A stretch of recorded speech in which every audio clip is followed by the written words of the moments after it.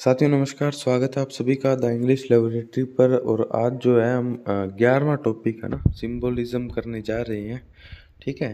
उम्मीद करता हूँ पिछली जितनी भी 10 क्लासेस मैंने लगाई हैं आपको अच्छे से समझ में आई होंगी, आपका रिवीजन हो रहा होगा और आप जो है सेकंड ग्रेड इंग्लिश लिटरेचर का जो पार्ट है वो अच्छे से कर पा रहे हैं। संस्कृत शिक्षा एग्ज़ाम जो है दिसंबर के माह में, उसके लिए आप बेहतर तैयार हो रहे हैं।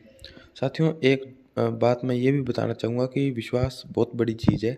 अगर आप इस कंटेंट पे विश्वास रखते हुए आप इसको याद करते हैं तो आप कहीं भी मार्केट में या दूसरे बच्चों से पीछे नहीं हैं। अगर इतना आपको याद है तो जितना मैंने इस नोट्स में लिख दिया है उतना याद है तो डेफिनेटली आप किसी भी स्टूडेंट से पीछे नहीं हैं। ठीक है। तो बिना किसी देरी के जो है हम आज की वीडियो को स्टार्ट करेंगे। अगर चैनल सब्सक्राइब नहीं किया तो कर देना। ठीक है। आपका एक एक सब्सक्राइब मेरे लिए वेरी वेरी इंपॉर्टेंट है। और टेलीग्राम ज्वाइन कर लेना। टेस्ट सीरीज लेनी हो तो ऐप पर अवेलेबल है। ठीक है, 100 रुपये मात्र में। और ये जो मैं आपको ये नोट्स करवा रहा हूँ, अगर आप इसको अ, चाहते हैं लेना तो आप वो भी ऐप से जो है ऑर्डर कर सकते हैं। नाम मात्र शुल्क में आपको हम ये जो है बुक आपके घर तक प्रोवाइड करवा देंगे। ठीक है, नोट्स बनाने लिखने विखने की ज़रूरत नहीं है। अगर लिख सकते हो तो आपकी इच्छा है, बाकी अब समय नहीं है लिखने का ना। चलिए शुरू करते हैं। ऑर्थर साइमंस जो हैं the symbolist movement in literature 1899, जो ऑर्थर साइमंस जो हैं वो जुड़े हैं इस सिम्बोलिस्ट मूवमेंट से, सिम्बोलिज्म से साहित्य में। 1899 में जो है ये शुरू हुई थी। Without symbolism there can be no literature indeed. वास्तव में जो है बिना, देखो साथियों सिम्बोलिज्म क्या होता है, मतलब एक प्रकार से मैं कहूँ कि मेटाफर्स का यूज़ करना है ना, प्रतीकों का यूज़ करना, किसी बात को बताने के लिए उसके सिंबल का यूज़ करना। जैसे ताज जो है वो किसका प्रतीक है? राजा का प्रतीक है ना। किसी राजा का जो ताज है वो राजा का ही प्रतीक है, राज का प्रतीक है, रॉयलिटी का प्रतीक है। तो सिंबोलिज्म के बिना साहित्य का जो है, साहित्य लिखना या साहित्य का होना ऐसा पॉसिबल नहीं है ना। सिंबल के बिना किसी भाषा का भी होना पॉसिबल नहीं है, ये बात कहते हैं ऑर्थर साइमंस। ठीक है, ये बात याद रखना। It is a movement which started in France in later half of 19th century. ये सिंबोलिज्म की जो मूवमेंट थी ये फ्रांस में 19वीं शताब्दी के है ना बाद के 50 सालों में जो है शुरू हुई थी। यानी 1850 से बाद में है ना, 19वीं शताब्दी सेंचुरी की जो शताब्दी है उसके लेटर हाफ का मतलब है 1850 के बाद में। Latin poets like Stephen Mallarmé, Paul Verlaine, Arthur Rimbaud used private symbols in their poems, which was of exotic category, है ना। लेटिन पोएट जो थे, ये जो तीन नाम मैं आपको बता रहा हूँ हालांकि नॉर्मली ये देखने को मिलते नहीं हैं, स्टीफन मलेरने, पॉल वर्लेन, ऑर्थर रम्बाउड, है ना, इन लोगों ने अपने खुद के प्राइवेट सिंबल यूज़ किए थे। यानी ऐसे सिंबल यूज़ किए थे जो आम व्यक्ति के समझ से परे थे। ठीक है, एग्जोटिक कैटेगरी का ये मतलब हुआ।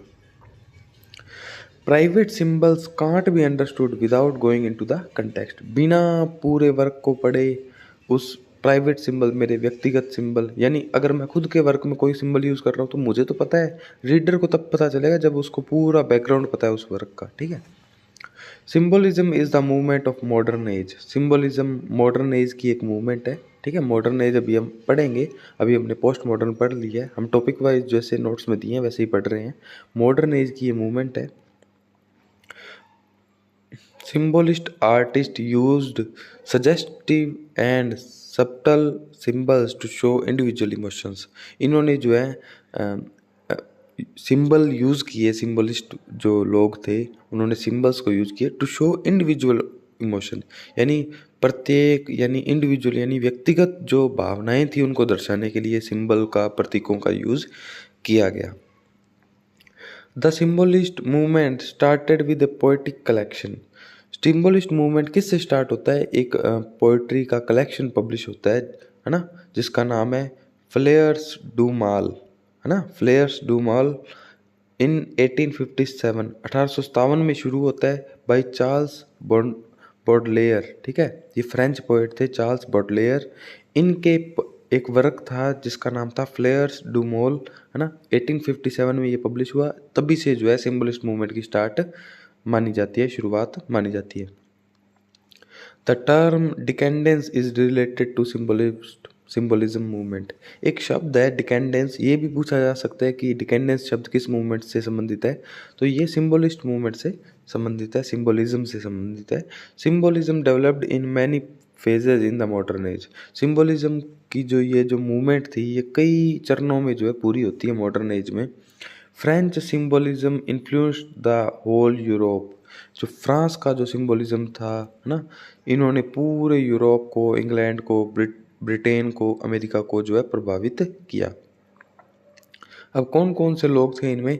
ऑर्थर साइमंस तो ब्रिटेन के थे, ब्रिटिश थे।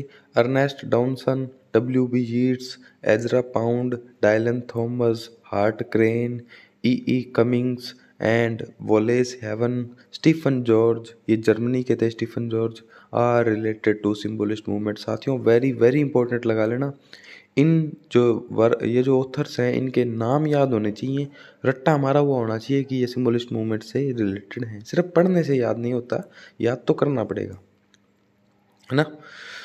T.S. एलियट जो है 1922 में वेस्टलैंड लिखते हैं, द वेस्टलैंड, T.S. एलियट लिखते हैं 1922 में।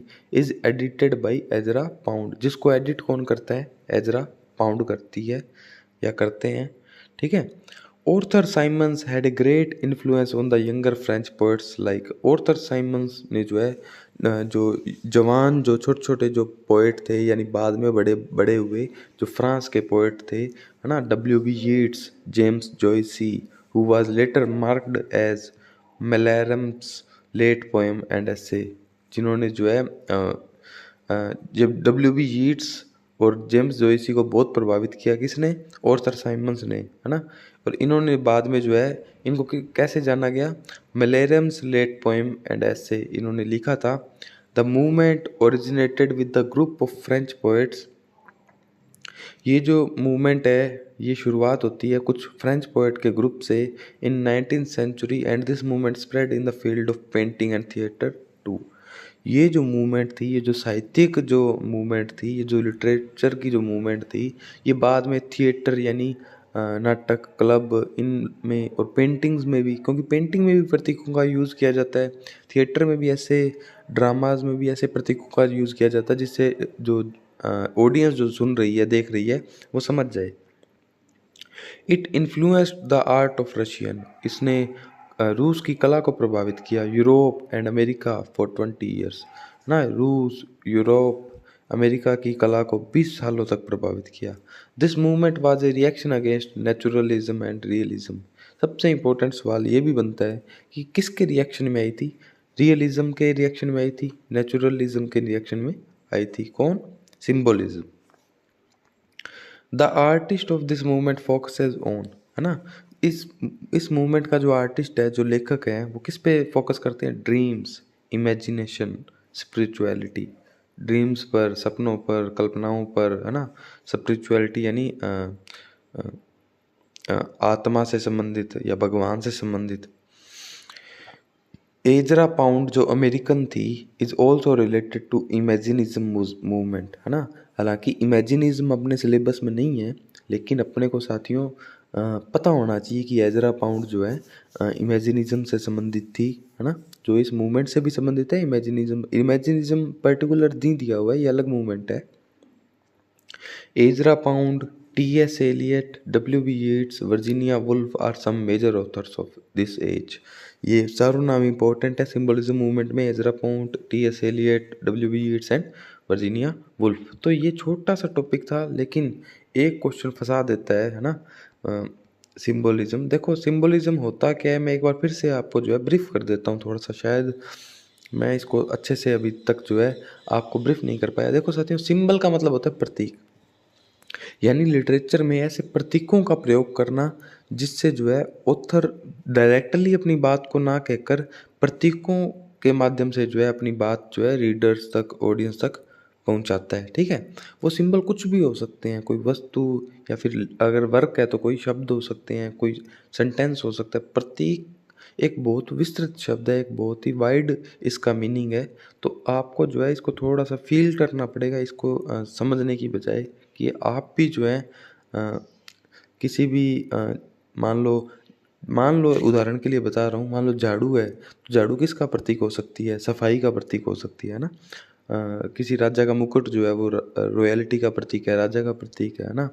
तो ये सब चीज़ें हैं, आपको इन चीज़ों को समझना है। और ये जो जितना मैंने मैटर लिख दिया ये सब आपको याद होना चाहिए, ज़्यादा बड़ा नहीं है, छोटा ही है ना, लेकिन इम्पोर्टेंट है। कुछ भी आप इसको कम नहीं कह सकते, ठीक है।